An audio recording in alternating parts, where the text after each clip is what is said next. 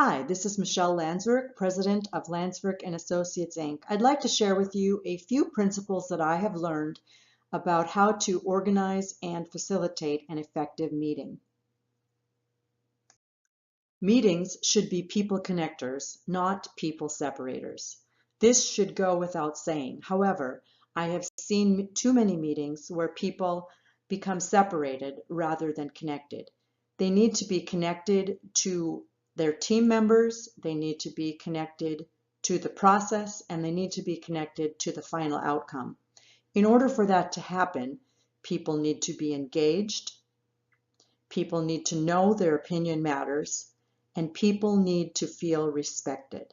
I'm going to talk a little bit more about each of these three important principles. Number one, people need to be engaged.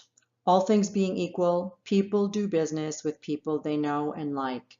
With that in mind, do what you can to increase social capital between team members. Help people to be comfortable with each other. Make sure that introductions are made. Allow a little bit of time for social interaction, and maybe even think about incorporating an icebreaker to start the meeting off. Help people to understand the importance of their participation. Second, people need to know that their opinion matters. Make sure everyone has an opportunity to weigh in on the subject. That will mean that you need to draw out quiet people. At the same time, don't let strong personalities dominate the conversation to the exclusion of others. Let's look at an example. We've been having a lively discussion and there is some difference of opinion. Susan has been really quiet. In fact, she hasn't said a word. It would be a good idea to call on Susan.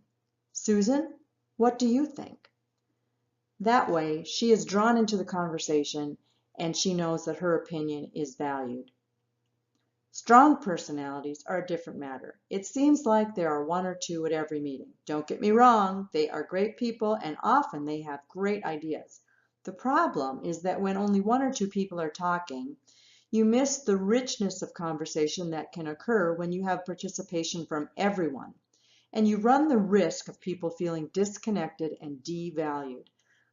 Let's say we're at a meeting and Joe has been doing most of the talking.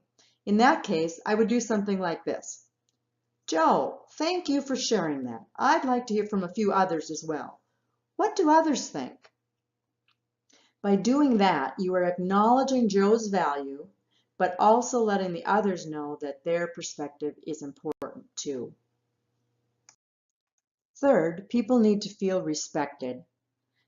People need to feel respected, especially when there is disagreement, and there certainly will be disagreement. It's rare for a team or a task force or a group of elected officials to be in agreement 100% of the time.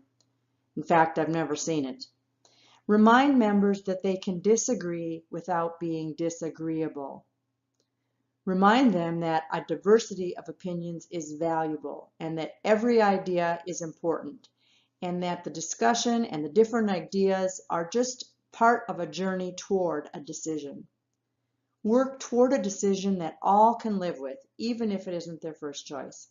If you've got a team member that has been in opposition to what appears to be the consensus, you might want to check in with that person in the meeting and say, hey, Fred, I know this was something that you really had a different idea on. Is this something you can live with? By doing that, you acknowledge again his value, you show respect to him, and you give him the opportunity to buy into the decision and have ownership of that final outcome. In conclusion, if you want to increase the effectiveness of meetings that you organize and facilitate, follow these principles. People need to be engaged. People need to know their opinion matters, and people need to feel respected. The best facilitators are excellent listeners, so make sure to fine-tune your listening skills, both verbal and nonverbal. I hope you found this helpful, and until we talk again, may all your meetings be great ones.